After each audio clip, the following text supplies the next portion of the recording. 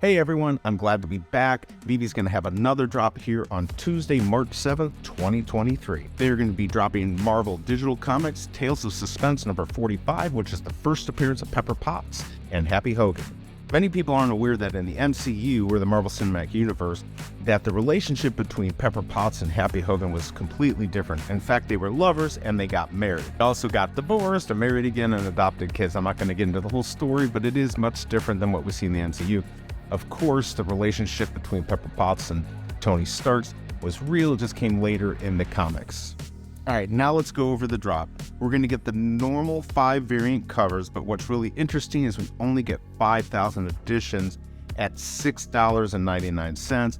I guess they could have raised the price to 10, maybe even 20. I'm glad they kept the price low and the editions low. I know some will say that this is going to screw up the value of other comics that have higher editions, but in this market, I believe that this is the right number. 5,000 is perfect, and the price of $6.99 is also perfect.